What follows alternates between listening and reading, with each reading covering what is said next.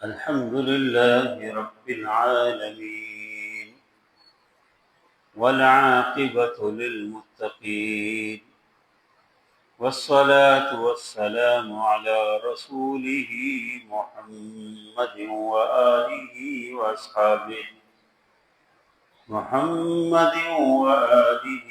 وأصحابه أجمعين. أما بعد فأعوذ بالله من الشيطان الرجيم. بسم الله الرحمن الرحيم. النبي أولى بالمؤمنين من أنفسهم، وقال الله تعالى في مقام آخر: أعوذ بالله من الشيطان الرجيم. قل إن كان آباؤكم وأبناؤكم وإخوانكم وأزواجكم وعشيرتكم وأموال اقترفتموها وتجارة تخشون كسادها ومساكن ترضونها أحب إليكم من الله ورسوله وجهاد في سبيله فتربصوا حتى يأتي الله بأمره والله لا يهدي القوم الفاسقين. وعن أنس رضي الله تعالى عنه قال قال رسول الله صلى الله عليه وسلم: لا يؤمن أحدكم حتى أكون أحب إليه من والده وولده والناس أجمعين.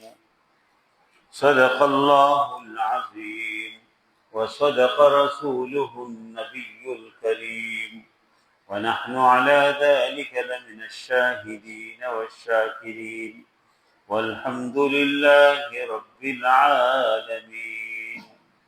اللهم صل على محمد وعلى آل محمد كما صليت على إبراهيم وعلى آل إبراهيم إنك حميد مجيد. اللهم بارك على محمد وعلى آل محمد كما باركت على إبراهيم وعلى آل إبراهيم إنك حميد مجيد.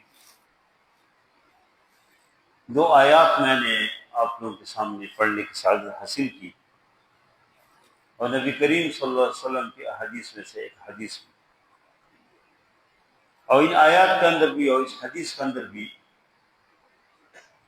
اس کا جو مرکز ہے اور جو بنیادی مفہوم ہے وہ یہ ہے کہ ایک مسلمان اور مومن اپنے پیغمبر صلی اللہ علیہ وسلم سے محبت کرے، دین سے محبت کرے، اسلام سے محبت کرے، شاعر اسلام سے محبت کرے، اور یہ فرمائے کہ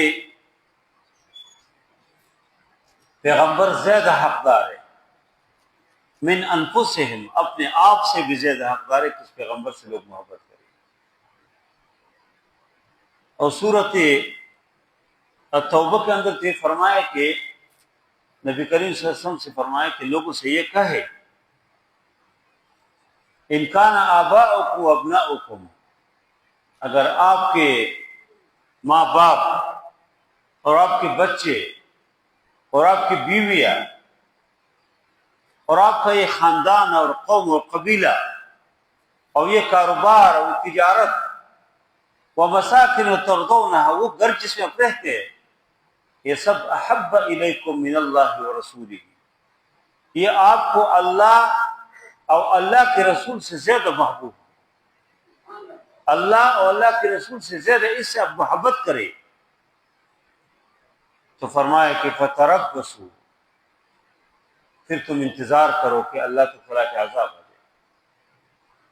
اس کا مطلب یہ ہوا کہ انسان سب سے زیادہ جو محبت کرے اپنے بچوں کے مقابلے میں، اپنے والدین کے مقابلے میں، اپنی بیوی کے مقابلے میں، اپنے کاروبار کے مقابلے میں، ہر چیز سے زیادہ محبت ایک مسلمان اور مومن اگر وہ کرتے تو وہ اللہ اور اللہ کے رسول سے کرتے، اور فرمایا اگر اللہ و اللہ کے رسول سے زیادہ کسی اور چیز سے محبت ہے، وہ جہاد فی سبیلہ، اللہ کے راستے میں جہاد سے زیادہ آپ کی محبت اپنے اس خاندان سے ہے، قوم قبیلے سے ہے، تو فرمایا کہ فتربصوا، پھر تم انتظار کرو، حتیٰ یأتی اللہ بامرہ، حتیٰ کہ اللہ اپنے فیصلے کو اللہ بھیجے، اللہ اپنا حکم بھیجے، یعنی اللہ تعالیٰ عذاب بھیجے۔ اور اس حدیث کے اندر بھی، اور یہ بہت مشہور حدیث ہے، حضرت انس رضی اللہ عنہ اس حدیث کے راوی ہیں، اور یہ فرمایا کہ اللہ کے نبی صلی اللہ علیہ وسلم فرمایا کہ لا یؤمن احدکم، تم میں سے ایک آدمی مومن ہو نہیں سکتے، مسلمان ہو نہیں سکتے، حتی اکون احب الیہ من والدہ وولدہ والناس اجمعین، فرمایا کہ حتیٰ کہ میں اس کے دل میں، اس کے ذہن میں، اس کی سوچ میں، اس کے بچوں سے، اس کے والدین سے اور تمام لوگوں سے زیادہ محبوب نہ ہو، تو نبی کریم صلی اللہ علیہ وسلم نے فرمایا کہ تم مومن نہیں ہو سکتے، ایمان نہیں ہے۔ وہ جو کہتے ہیں نا کہ محمد صلی اللہ علیہ وسلم کی غلامی دین حق کی شرط اول ہے، محمد صلی اللہ علیہ وسلم کی محبت یہ دین حق کی شرط اول ہے، اگر اسی میں ہو کچھ خامی تو دین نامکمل ہے۔ روزو نعرے لگاتے ہیں کہ غلام ہے، غلام ہے، رسول کے غلام ہے، غلام ہے، غلام ہے، رسول کے غلام ہے، اور غلامی رسول میں موت بھی قبول ہے، غلامی رسول میں موت بھی قبول ہے۔ اصل چیز تو رسول اللہ صلی اللہ علیہ وسلم کی غلامی ہے، اس کی دین کو، اس کی شریعت کو اپنانا ہے۔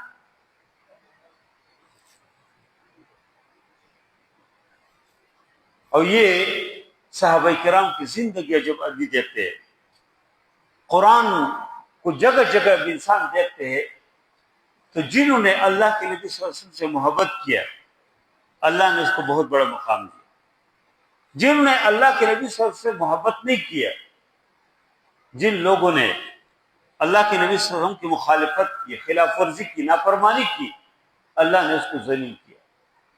اب دیکھ اس پورے قرآن میں جب قرآن کا بھی مطالعہ کرتے، اس پورے قرآن کے اندر اس امت محمدیہ سے صرف دو افراد کا نام ذکر، دو افراد ہیں۔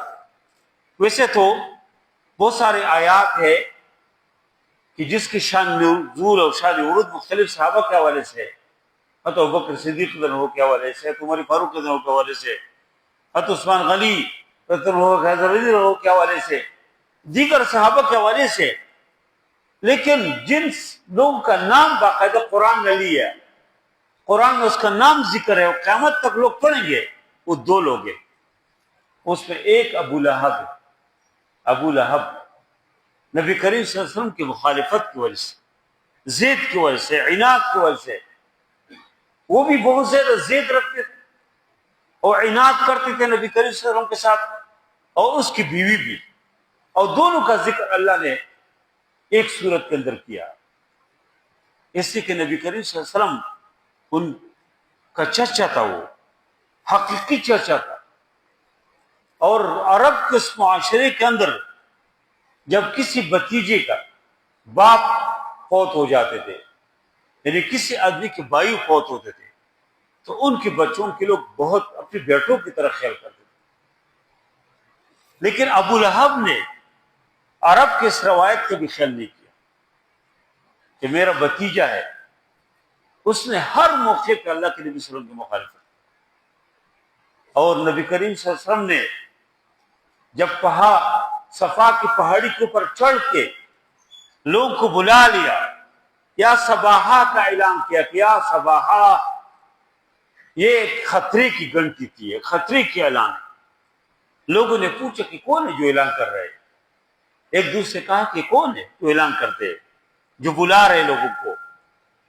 تو ایک دوسرے سے کہا کہ وہ جو نوجوان ہے جو محمد صلی اللہ علیہ وسلم ہے، محمد صلی اللہ علیہ وسلم، وہ بلا رہے ہیں۔ تو لوگوں نے کہا وہ تو جھوٹ نہیں بولتے، اس نے تو کبھی جھوٹ نہیں بولا. چل جاتے دیکھتے ہیں کہ وہ کیا بات کرتے. اور جب لوگ جمع ہو گئے نبی کریم صلی اللہ علیہ وسلم نے فرمایا کہ اگر میں آپ کو یہ کہوں کہ اس پہاڑی کے پیچھے کوئی لشکر آ رہے, آپ کے اوپر کوئی حملہ کرنے والے, کوئی بہت بڑا کوئی خطرہ ہے, تو آپ مانو گے؟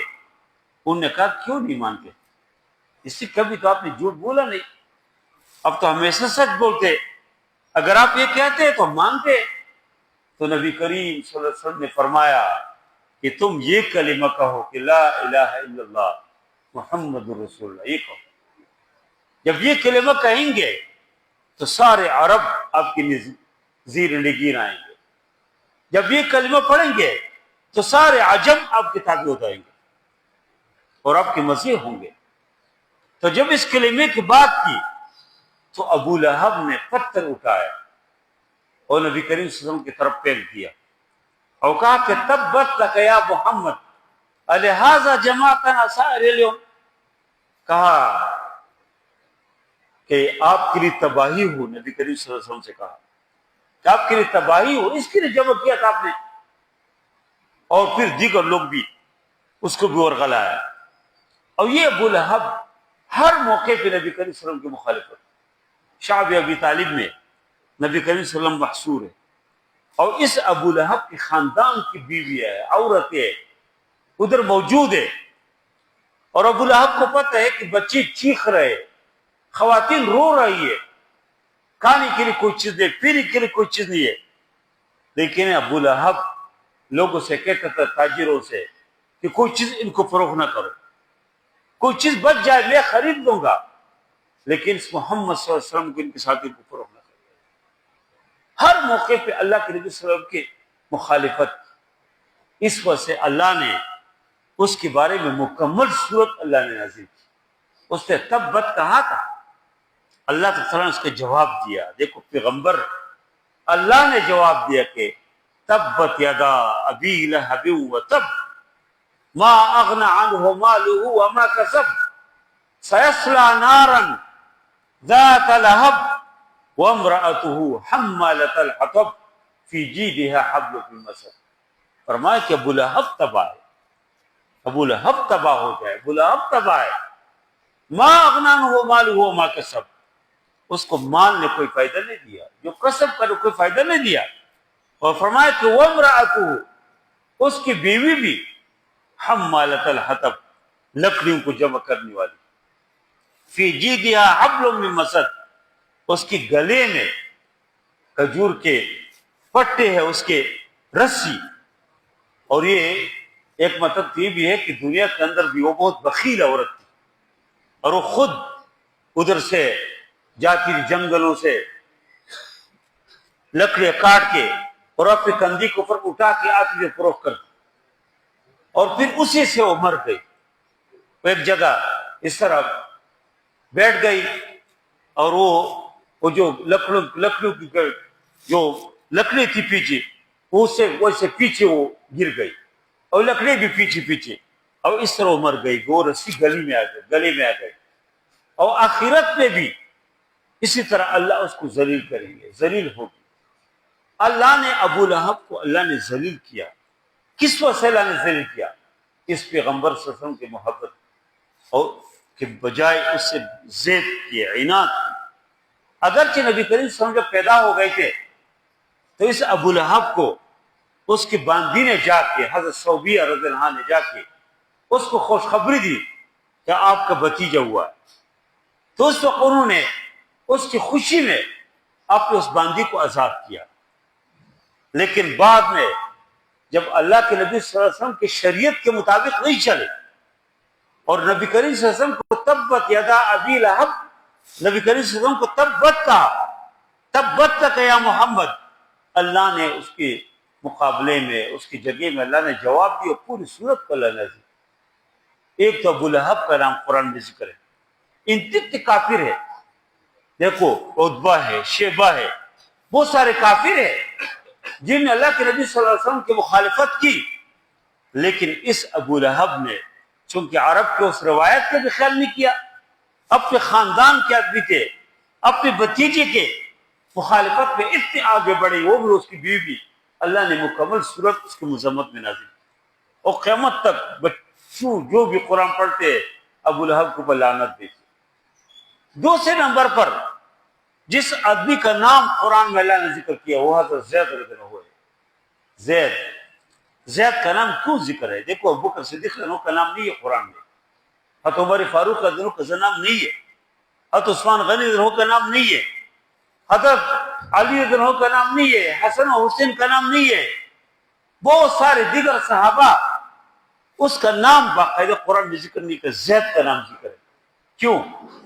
نبی کریم صلی اللہ علیہ وسلم سے اس طرح محبت کی اس نے کہ چھوٹا تھا، اس کو ایک قافلے نے، یہ غلام نہیں تھے لیکن ایک قافلے نے اس کو اس جگہ کی جگہ سے اٹھا لیا اور فروخت کر کر حضرت خوش نصیب آدمی تھے کہ نبی کریم صلی اللہ علیہ وسلم گھر میں پہنچے، اور نبی کریم صلی اللہ علیہ وسلم کے گھر میں جب یہ پہنچے بہت سارے جگہوں سے گزر کے تو ادھر ان کی والدہ بہت پریشان تھی، والدہ رو رہی تھی اور چیخ رہی تھی، کاش وہ کہہ رہے تھے ہمیں پتہ چل جائے کہ زید زندہ ہے کہ مردہ ہے، بس پھر رونا نہیں ہے، ہمیں یہ پتہ چل جائے کہ زمین یہ اس کو نگل لیے زمین نے یا آسمان اونچ کے لے گیا، بس پھر رونا نہیں ہم نے۔ ادھر کس نے اس سے کہا کہ آپ کا بیٹا وہ تو مکے میں ہے، تو ادھر زید، حضرت زید رضی اللہ عنہ کے والد، اس کے چچا، اس کے ماموں، خاندان کے لوگ ادھر سے سفر کر کے مدینے میں آ گئے، پتہ چلا کہ نبی کریم صلی اللہ علیہ وسلم کے گھر میں حضرت زید موجود ہے، ادھر آ گئے، ان سے کہا کہ یا رسول اللہ آپ تو بہت معزز آدمی ہے، بہت محترم آدمی ہے، ہمارے جو بچہ ہے اس کے لیے والدین بہت پریشان ہے، والدہ پریشان ہے، پورا خاندان پریشان ہے، اگر آپ کو پیسہ چاہے جتنے پیسہ چاہے ہم آپ کو دے دیں گے، لیکن ہمارے اس بچے کو زید کو ہمارے ساتھ چھوڑو۔ نبی کریم صلی اللہ علیہ وسلم نے فرمایا مجھے پیسہ نہیں چاہیے، پیسہ نہیں چاہیے مجھے، کہا میں زید کو بلاتا ہوں، اگر زید آپ کے ساتھ جانا چاہتے تو میں نے روکوں گا نہیں، جائے آپ کے ساتھ، لیکن اگر زید نہیں جانا چاہتے تو میں اس کو زبردستی بھیجوں گا نہیں۔ لوگ حیران ہو گئے کہ کیسے ہو سکتے ہیں، ان کے ذہن میں بات تھی کہ جب ہم زید ہمیں دیکھیں گے، اپنے چچاؤ خاندان اور یہ لوگ دیکھیں گے تو پاؤں سے چمٹ جائیں گے، روئیں گے کہ دیکھو اتنے عرصے بعد اپنے خاندان کے لوگوں سے، ماموں سے مل رہا ہوں، چچا سے مل رہا ہوں، چاچو سے مل رہا ہوں، والد سے مل رہا ہوں، لیکن زید کو بلایا، زید سے کہا جانتے کون ہے؟ کہا یہ میرے والد ہے، یہ میرے چچا ہے، یہ میرے فلان ہے، یہ میرے فلان ہے۔ فرمایا رسول اللہ صلی اللہ علیہ وسلم نے کہ آپ کو لینے کے لیے آئے، اس نے کہا نہیں یا رسول اللہ میں آپ کے دامن چھوڑ کے نہیں جانا چاہتا، میں آپ کے اس گھر کو، اس محبت کو چھوڑ کے میں نہیں جاؤں گا۔ چھوٹا کر کے بہت ہوشیار، آج کل کے جوانوں کے لیے اس میں بہت کچھ ہے، دیکھو گھر چھوڑ کے، اپنے خاندان چھوڑ کے، اور نبی کریم صلی اللہ علیہ وسلم سے محبت کی اظہار کرتے۔ اور ان لوگوں نے کہا کہ اللہ کے بندے تم بہت عجیب آدمی نہیں ہے، ادھر تم غلام ہو مکے میں، اپنے علاقے میں جائیں گے آزاد رہیں گے۔ حضرت زید نے فرمایا کہ اس غلامی کے اوپر میں ہزاروں لاکھوں آزادی قربان کرتا ہوں، آپ کو کیا پتہ ہے کہ میں کدھر آ گیا ہوں۔ نبی کریم صلی اللہ علیہ وسلم نے اس کی اس محبت کو دیکھے کہ زید کتنی محبت کرتے، تو نبی کریم صلی اللہ علیہ وسلم نے اس کو ہاتھ سے پکڑ لیا اور بیت اللہ شریف کے دروازے کے ساتھ کھڑے ہو کر اعلان کیا کہ آج کے بعد زید جو ہے یہ زید بن حارثہ نہیں ہے، یہ زید بن محمد، اپنا بیٹا بنایا، متبنہ بنایا، اور اپنے خاندان کی ایک بہت خوبصورت عورت، ایک مالدار عورت حضرت زینب رضی اللہ عنہا کے ساتھ اس کا نکاح کیا۔ اور پھر قرآن نے اس کا ذکر کیا کہ فلما قضى زید منها وطرا زوجناک، تو زید خوش نصیب آدمی ہے کہ اس کا نام اللہ نے قرآن میں ذکر کیا، قیامت تک لوگ قرآن پڑھیں گے حضرت زید کا نام پڑھیں گے، فلما قضى زید منها وطرا، جس نے خاندان کے آدمی تھے، چچا تھا ابو لہب، جس نے مخالفت کی اللہ نے اس کو ذلیل کیا، اور کیسے ذلیل کی، اس کی موت کیسے واقع ہو گئی، اس کی بیوی کیسے ذلیل مر گئی، اس کے مقابلے میں زید ایک اجنبی آدمی، ایک غریب الدیار، لیکن اللہ نے اس کو ایک عزت دی، ایک اللہ نے اس کو ایک مقام مرتبہ دیا نبی کریم صلی اللہ علیہ وسلم کی اس محبت کی وجہ سے۔ نبی کریم صلی اللہ علیہ وسلم سے محبت کے ہم بھی اظہار کرتے، ہم بھی اعلان کرتے ہیں، لیکن ہم اس طرح محبت نہیں کرتے جس نے صحابہ یہ کیا۔ حضرت طلحہ بن برہ رضی اللہ عنہ ایک نوجوان تھے، طلحہ بن برہ نوجوان تھے، اور میں اکثر یہ نوجوان میرے ساتھ بیٹھے، میں ان کے لیے اس طرح کے واقعات بیان کرتا ہوں کہ یہ دیکھیں کہ اللہ کے نبی سے محبت کس طرح لوگ کرتے۔ جب نبی کریم صلی اللہ علیہ وسلم مکے سے ہجرت کر کے مدینے میں تشریف لے گئے تو پھر اس جگہ میں رہے جہاں یہ مسجد قباء ہے، یہاں پر انصاری صحابی رہتے تھے، اور ادھر سے پھر 14 دن اللہ کے نبی صلی اللہ علیہ وسلم ادھر رہ کے اس کے بعد ادھر سفر کیا جہاں اس وقت مسجد نبوی اس طرف جا رہے تھے۔ تو جب جا رہے تھے تو ظاہر ہے کہ یہودیوں کا علاقہ تھا، چاروں طرف یہودی تھے، تو اس قافلے میں صحابہ کرام دائیں بائیں نبی کریم صلی اللہ علیہ وسلم کے ساتھ جا رہے، اس میں ایک نوجوان لڑکا تھا، نوجوان بالکل نو عمر، طلحہ نام ہے، طلحہ بن برہ رضی اللہ عنہ، وہ بھی ساتھ ساتھ جا رہے۔ طلحہ کے ہاتھ پہ تلوار ہے، کبھی آگے جا رہے، کبھی پیچھے جا رہے، کبھی دائیں کبھی بائیں، اور نبی کریم صلی اللہ علیہ وسلم کی آنکھوں کو دیکھتے، جیسے آنکھوں میں آنکھ ڈال کے دیکھتے محبت سے۔ نبی کریم صلی اللہ علیہ وسلم نے پوچھا کہ کیا ہوا، اتنی محبت سے مجھے کیوں دیکھ رہے؟ اور کبھی دائیں کبھی بائیں، کبھی آگے کبھی پیچھے۔ انہوں نے کہا یا رسول اللہ آپ سے بہت محبت ہے، دل میں بہت محبت ہے، دل چاہتے ہے کہ آپ کو بار بار دیکھو۔ پوچھا کہ دائیں بائیں کیوں جا رہے؟ کہا یا رسول اللہ جو مجھے خطرہ ہو جاتے کہ دائیں سے کوئی حملہ آور نہ ہو تو میں دائیں طرف جاتا ہوں، جب مجھے محسوس ہوتا ہے کہ بائیں طرف سے کوئی خطر کوئی حملہ نہ کرے، یہودیوں کا علاقہ ہے، تو میں بائیں طرف جاتا ہوں، جب آگے سے خطرہ ہو تو میں آگے، جب پیچھے سے خطرہ ہو میں پیچھے جاتا ہوں۔ نبی کریم صلی اللہ علیہ وسلم فرمایا کہ تم مجھ سے اتنی محبت کرتے؟ کہا ہاں یا رسول اللہ بہت محبت کرتا ہوں۔ تو نبی کریم صلی اللہ علیہ وسلم فرمایا کہ میں آپ کی آزمائش کرتا ہوں۔ کہا یا رسول اللہ بتائے؟ کہا تم جاؤ اپنے والد کے سر کاٹ کے لاؤ۔ فوراً تلوار نکال دی، یا رسول اللہ آپ کا حکم ہے، ابھی جاتا ہوں۔ تو وہ جب جا رہے تھے اللہ کے نبی صلی اللہ علیہ وسلم واپس بلایا، کہا طلحہ ہم اس سے نہیں آئے کہ لوگوں کو سروں کو کاٹے، میں نبی رحمت ہوں، وما ارسلناک الا رحمت للعالمین، میں رحمت للعالمین ہوں، میں رحمت بن کے آیا ہوں، سروں کاٹنے کے لیے نہیں آیا۔ کہا میں صرف آپ کی آزمائش کر رہا تھا۔ اور پھر مدینہ المنورہ جہاں پر مسجد نبوی ہے ادھر پہنچے نبی کریم صلی اللہ علیہ وسلم، مسجد بن گئی۔ نبی کریم صلی اللہ علیہ وسلم نے پھر چند دن بعد دیکھا کہ وہ طلحہ نہیں ہے۔ اللہ کے نبی صلی اللہ علیہ وسلم نے پوچھا کہ وہ طلحہ کو کیا ہوا؟ پوچھا یا رسول اللہ وہ شدید بیمار ہے، وہ سخت بیمار ہے۔ اللہ کے نبی صلی اللہ علیہ وسلم اس کی عیادت کی تشریف لے گئے۔ خوش نصیب نوجوان ہے، آج ہمارے گھر میں کوئی یوسی کی ناظم بھی آ جائے لوگ کتنے خوش ہو جاتے۔ طلحہ خوش نصیب انسان، اس کی گھر نبی کریم صلی اللہ علیہ وسلم صحابہ کرام کو ساتھ کر کے حضرت طلحہ کی گھر تشریف لے گئے، دیکھا کہ طلحہ بہت سخت بیمار ہے۔ طلحہ بھی رو رہے تھے کہ اللہ کے نبی صلی اللہ علیہ وسلم میرے گھر تشریف لائے، اتنے عظیم انسان میرے گھر تشریف لائے، اور نبی کریم صلی اللہ علیہ وسلم بھی رو رہے تھے۔ کتنے کام کی آدمی، اتنے خوبصورت نوجوان، اتنے بہادر نوجوان، اور یہ بالکل سکرات الموت میں ہے، بالکل آخری اس میں ہے، یہ مرنے کے قریب ہے۔ نبی کریم صلی اللہ علیہ وسلم ادھر سے جب نکل رہے تھے تو لوگوں سے کہا اگر طلحہ وفات پاتے تو مجھے بلانا، میں جنازہ پڑھاؤں گا خود اس کی۔ جب نبی کریم صلی اللہ علیہ وسلم رخصت ہو گئے، طلحہ نے بلائے ان لوگوں سے کہ اللہ کے نبی نے کیا بات؟ پہلے تو نہیں بتانا چاہ رہے، کہ پھر کہا کہ نبی کریم صلی اللہ علیہ وسلم نے فرمایا کہ مجھے اگر کوئی اس کو کوئی واقع ہو جاتے تو مجھے جنازے میں بلانا ہے۔ اس نے کہا نہیں، اللہ کے نبی کو میرے جنازے میں نہیں بلانا۔ لوگوں نے کہا کیوں؟ اس نے کہا دیکھو میں ایک عام آدمی ہوں، ایک عام، میرے کوئی حیثیت نہیں ہے، اور یہ یہودیوں کا علاقہ ہے، تو ایسے لوگوں کے نبی کریم صلی اللہ علیہ وسلم تشریف لائے اس کو کوئی نقصان ہو جائے، یہودی اس کو کوئی نقصان دے، اور کہا میرے جنازہ کوئی بھی پڑھے کوئی مسئلہ نہیں۔ ہوا اس طرح کہ وہ جب وہ پاک پائے رات کے وقت تو صحابہ کرام نے اس کی جنازہ ادا کیا۔ فجر میں پھر اللہ کے نبی نے پوچھا کہ وہ طلحہ کا کیا ہوا؟ صحابہ نے کہا یا رسول اللہ وہ تو وفات پائے۔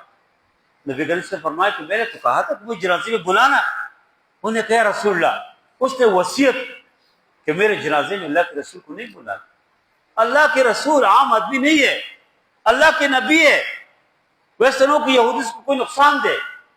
اور پھر نبی کریم صلی اللہ علیہ وسلم خود چلے گئے صحابہ کرام کو ساتھ لے کے، قبر کے اوپر اللہ کے نبی صلی اللہ علیہ وسلم نے جنازہ دوبارہ پڑھ لیا قبر کے اوپر، اور ادھر اللہ کے نبی صلی اللہ علیہ وسلم نے ایک دعا کی، بہت بہترین دعا ہے۔ نبی کریم سے فرمایا کہ اللہم الق طلحہ بحیث تضحک الیہ وہو یضحک الیہ۔ کتنی بہترین دعا ہے۔ اللہ کے نبی نے فرمایا کہ یا اللہ طلحہ سے اس طرح ملاقات کرو، اللہم الق طلحہ، اے اللہ طلحہ سے ایسے ملاقات کرو، بحیث تضحک الیہ، بحیث تضحک الیہ وہو یضحک الیہ، کہ اللہ تم اس کو دیکھ کے ہنسے، تم اس کو دیکھ کے خوشی کا اظہار کرے اور وہ آپ کو دیکھ کے خوش ہو جائے۔ یا اللہ ایسے ملاقات کرے کہ آپ اس سے راضی ہو، وہ آپ سے راضی ہو۔ اور یہ نبی کریم صلی اللہ علیہ وسلم نے اور بہت سارے دعا اس کو خبر دی۔ یہ اللہ کے نبی صلی اللہ علیہ وسلم کے ساتھ محبت، عشق، محبت، یہ وہی بنیادی چیز ہے کہ محمد سے وفا کنے تو ہم تیرے ہیں۔ اقبال نے اللہ تعالیٰ کی طرف سے فرماتے ہیں کہ کی محمد سے وفا کنے تو ہم تیرے، یہ جہاد چیز ہے کہ لوح قلم تیرے۔ عشق محمد سے ہر پس کو بالا کر دے، دہر میں اسم محمد صلی اللہ علیہ وسلم سے اجالا کر دے۔ نگاہ عشق و مستی میں وہی اول وہی آخر، وہی قرہ وہی قرقہ، وہی یاسین وہی طٰہٰ۔ یہ اللہ کے نبی صلی اللہ علیہ وسلم کے ساتھ محبت، عشق، یہ صرف دعویٰ نہ ہو۔ ہم نے جو کلمہ پڑھا کہ لا الہ الا اللہ محمد رسول اللہ، کتنے مقدس کلمہ ہے، کتنے بہترین کلمہ ہے۔ لا الہ الا اللہ، لا الہ کا مطلب ہے کہ کوئی نہیں ہے دنیا کے اندر، کوئی نہیں ہے، کوئی عبادت کے مستحق نہیں ہے، کوئی ایسے نہیں ہے کہ جسے ہم سجدہ لگائے، کوئی ایسے نہیں ہے کہ جس سے ہم ڈرے، الا اللہ، مگر ایک اللہ ہے۔ فمن یکفر بالطاغوت ویؤمن باللہ فقد استمسک بالعروۃ الوثقی لا انفصام لہا۔ فرمایا جو کفر بالطاغوت کرے، طاغوت صرف بتوں کو نہیں کہتا ہے کہ بت طاغوت ہے، ہر غیر اللہ، دنیا کے ہر دور کے جنہوں نے خدائی کے دعویٰ کیا ان سب کے مقابلے میں نہیں نکلنا ایک کفر بالطاغوت۔ ویؤمن باللہ، اللہ کے ذات کے اوپر ایمان لائے تو اس نے ایک مضبوط رسی پکڑ لی، لن انفصام لہا، اس کے لیے اس کو کوئی چھوٹ ہے نہیں اس کے لیے۔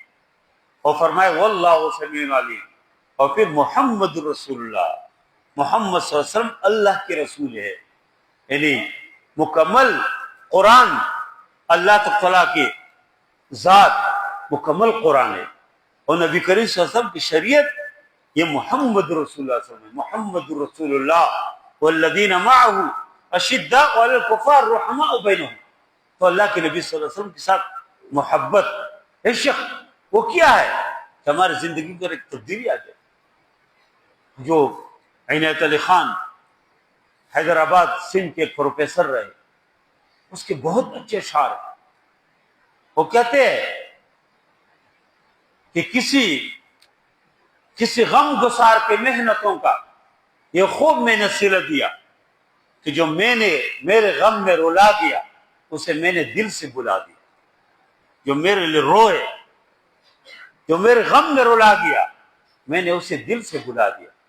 وہ روئی، وہ جمال روئے حیات، وہ دلیل راہ نجات، اسی رہبر کے مسافروں نے اس کے پاؤں کے نقش بٹھا دیا۔ اور پھر کہتے ہو کہ تیرے حسن خلق کی ایک رمق میری زندگی میں نہیں مل سکی، تیرے حسن خلق کی ایک رمق میری زندگی میں نہیں مل سکی، میں اسی میں خوش ہوں کہ شہر کے در و بام کو تو سجا دی۔ ہم اس پہ خوش ہیں کہ در و بام کو سجا ہے، بس یہ اصل اللہ کے نبی صلی اللہ علیہ وسلم کی محبت، یہ بھی ہونا چاہیے۔ لیکن اصل اللہ کے نبی صلی اللہ علیہ وسلم کے وہ جو اخلاق، اس کی جو عادات ہے وہ کدھر ہے ہمارے اخلاق میں؟ اور کہتے ہیں کہ میرے یہ عقیدت بے بصر، یہ میری ریاضت بے ہنر، مجھے میرے عشق مجھے میرے دوائے عشق نے نہ صنم دیا نہ خدا دیا، کچھ نہیں. ہم صرف بس دعوے کرتے ہیں اللہ کے نبی صلی اللہ علیہ وسلم کی اس محبت کو. کاش جس مارکیٹوں کے اوپر ہمیں چراغاں کرتے، کاش یہ جھوٹ سے پاک ہو جائے، یہ دھوکے سے پاک ہو جائے، کاش اس میں ملاوٹ نہ ہو، پاک ہو جائے ملاوٹ سے.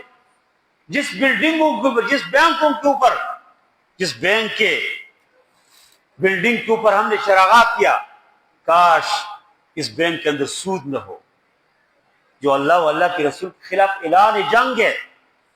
اللہ کے نبی قرآن نے فرمایا کہ فَإِن لَمْ تَفْعَلُوا فَأْذَنُوا بِحَرْبٍ مِّنَ اللَّهِ وَرَسُولِهِ. اگر تم باز نہیں آتے سود سے، اللہ و اللہ کے رسول کے خلاف اعلان جنگ کرو. یہ بینک، یہ سارے اللہ و اللہ کے رسول کے خلاف اعلان جنگ کرتے ہیں، لیکن اسلامی ٹچ دینے کے لیے جب بھی 12 ربیع الاول آتے ہیں یہ بھی خوبصورت چراغاں کرتے ہیں. کاش یہ پارلیمنٹ جہاں ہم نے چراغاں کی، سرکاری پیسوں کے اوپر خرچ کیا، کاش اس پارلیمنٹ کے اندر نبی کریم صلی اللہ علیہ وسلم کی شریعت دین ہو. صرف نماز تو دین نہیں ہے، صرف روزہ تو دین نہیں ہے. اگر یہ ہو تو نبی کریم صلی اللہ علیہ وسلم مدینی کے اندر یہ سب کچھ آزادی تو کوئی مسئلہ نہیں. بدر میں کیوں گئے، احد میں کیوں گئے، احزاب میں کیوں گئے؟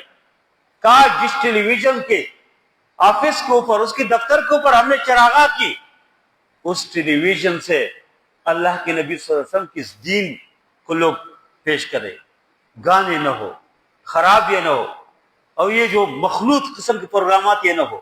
اس سے میرے بھائیوں ہر سال 12 ربیع الاول آ جاتے ہیں، حرم مناتے.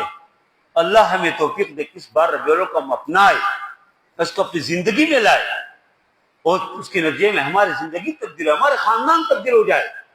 جس کے اندر جو کمزوری ہے، بل الانسان علی نفسہ بصیرہ ولو القى معاذیرہ. ہر آدمی جانتے ہیں کہ میں کتنے پانی میں ہو، کتنے خشکی میں ہو. اپنے اندر تبدیلی انسان کو لانا چاہیے، اور یہ نبی کریم صلی اللہ علیہ وسلم کی اس بعثت کا مقصد ہے. انشاءاللہ محبت رسول کی کیا تقاضے ہیں اس پہ کبھی بات کرتے ہیں انشاءاللہ، الگ موضوع ہے. اللہ کے نبی صلی اللہ علیہ وسلم سے متعلقہ اور جو اہم موضوعات ہیں انشاءاللہ مختلف جمعوں میں اس سے بات کروں گا، لیکن آپ کوشش کرتے روپے لا جائے. آخری بات جو میں آپ کے سامنے پیش کرتا ہوں، اللہ کے نبی صلی اللہ علیہ وسلم کی ایک دعا ہے. اللہ کے نبی صلی اللہ علیہ وسلم فرمایا اللہم من ولی من امر امتی شیئا فشق علیہم فاشقق علیہ ومن ولی من امر امتی شیئا فرفق بہم فرفق بہم. اللہ کے نبی نے دعا کی، یا اللہ میرے امت کے اوپر کوئی حاکم آ جائے، کوئی ذمہ دار آ جائے، اس کے ذمہ کوئی کام لگ جائے، اور فشق علیہم میرے امتیوں کے اوپر سختی کرے. اللہ کے نبی نے فرمایا فشق علیہ، یا اللہ اس کے اوپر سختی کرو، اللہ اس کو تباہ کرو. اور فرمایا کہ ومن ولی من امر امتی شیئا، جو میرے امتیوں کے اوپر کوئی ذمہ دار بن جائے، اس کے ساتھ نرمی کرے، آسانی کرے. تو اللہ کے نبی نے فرمایا کہ فرفق بھی، یا اللہ ان کے ساتھ تم نرمی کرو. اس دعا کو ہم دیکھیں، ہم میں سے ہر آدمی، ہمارے ماتحت جو بھی ہے، ہم ان کے ساتھ نرمی کریں. اس نبی کریم صلی اللہ علیہ وسلم کی شریعت کا تقاضا ہے، اور سب سے پہلے اس کا تقاضا حکمرانوں سے. حکمران اپنی عیاشی کم نہیں کر رہے. ابھی کتنے افسوس کی بات ہے کہ کل پرسوں اسلام آباد میں 14 بچے ایک اسپتال کے اندر مر گئے، بیچارے جل گئے.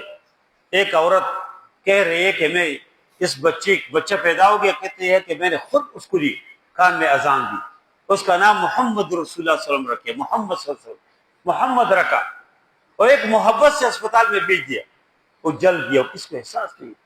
ایک عورت کہہ رہے کہ میں خود موجود تھی، میں ادھر گئی تو اسپتال کے اس وارڈ کو تالا لگا ہوا تھا، اندر لوگ جل رہے ہیں، کوئی نہیں ہے کچھ کو لے. اور ابھی بھی افسوس کی بات ہے کہ وزیر صحت، جس سے کراچی کے اندر بھی ایک فیکٹری پور فیکٹری کو جلائے، صرف اس کو بتا نہیں دیا تھا، کوئی 200 لوگ ملازمین اس کے اندر جل گئے. ایک فیکٹری مشہور واقعہ ہے. اور ان حکومتوں نے، ان ظالموں نے، اس کی پارٹی کے پتہ نہیں کیا حیثیت ہے، اس کی پارٹی، اس نے ہر آدمی کے خلاف لڑی ہو. اس کی پارٹی اس فوج کو گالیاں دیتی ہو. اس کی پارٹی پاکستان کا جھنڈا جلایا اس کی پارٹی نے، امتیوم نے. وہ پاکستان کے نام کی دشمن ہے. انہوں نے پنجابیوں کو قتل کیا، اس نے پٹھانوں کو قتل کیا، اس نے سندھیوں کو قتل کیا. لیکن وہ آج بھی وزیر صحت ہے. پتہ نہیں اسٹیبلشمنٹ کی کیا ذمہ داری ہے، پتہ نہیں کیا مجبوری ہے، عدالت کس مقصد کے لیے. سوموٹ ایکشن پتہ نہیں، اور ہمارے جج صاحب اور ہمارے چیف جسٹس کب ہوش میں آئیں گے کہ سوموٹ ایکشن لیں گے، دیگر جو لوگ ہیں۔ اور افسوس ہے کہ چائنا کے اندر ایک ٹرین کا واقعہ ہوا تھا اور اس کے سارے وزراء نے استعفیٰ دیا کہ ہم اس کا حل نہیں ہے کہ ہم حکومت کریں، لیکن یہاں وزیر اعظم بھی آرام سے بیٹھا ہوا ہے، خلال چودھری بھی دلائل ڈھونڈ رہے ہیں، اور یہ صاحب تو ہے اس طرح حقوق وزارت کے ساتھ چمٹا ہوا ہے۔ افسوس کی بات ہے کہ ایک 14 بچے، اور بعض لوگ کہتے ہیں کہ 14 بھی سے زیادہ بچے زیادہ ہے، لیکن 14 تو ویسے کہہ رہے زیادہ بچے ہیں، اس لیے ایک اسپتال میں 14 بچے تو نہیں ہوتے، اور یہ اعلیٰ قسم کے اسپتال، اور کوئی اس کے انتظام میں ٹس سے مس نہیں ہو رہا۔ دوسری بات جو میں آپ لوگ کے سامنے پیش کرنا چاہتا ہوں یہ ہے کہ اس وقت جو مہنگائی کی ایک طوفان ہے، اور افسوس کی بات ہے کہ بلوں میں جو کچھ ہے وہ تو ہے ہی۔ ابھی جو پیٹرول لیوی کے نام سے ہر لیٹر پہ 125 پہ ہر بچے سے لیتے، اسکول کے طالب علم سے لیتے، مدرسے کے طالب علم سے لیتے، سب سے لیتے، چھوٹے بڑے۔ کوئی اگر 1 لیٹر پیٹرول ڈالتے اسے 125 روپے اضافی، ایک ظلم ہے جو کرتے، اس کے خلاف 16 اگست سے باقاعدہ گورنر ہاؤس کے سامنے بھی لوگ بیٹھے ہیں 3 صوبوں کے اندر، ادھر وزیر اعلیٰ ہاؤس کے سامنے لوگ بیٹھے ہیں، اور وزراء اس کے مذاق اڑائے۔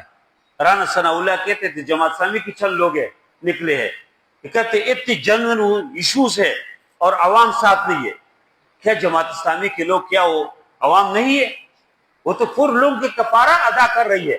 اگر جماعت اسلامی ایک بہترین، ایک جمہوری پارٹی، ایک آئینی پارٹی جو آپ کے خلاف نکلے تو آپ سمجھے کہ یہ سارے عوام کی نمائندگی کر رہے، لیکن لوگ اس کی مذاق اڑا رہے، اور اپنی خرچیوں کم نہیں کر رہے، اپنے یہ نہیں کرے کہ اپنی جہاز کو فروخت کرے، اپنی مسیوں کم کرے۔ ان کا مطالبہ یہ ہے کہ یہ جو ٹیکسز کو ختم کرو، لیوی ٹیکس کو ختم کرو۔ وزراء کے پاس جو اعلیٰ قسم کے جو گاڑی ہے 30,000 سی سی گاڑی، اس کو ختم کرو۔ کمزور قسم کی 1200 سی سی 2000 سی سی گاڑیوں میں رکھو۔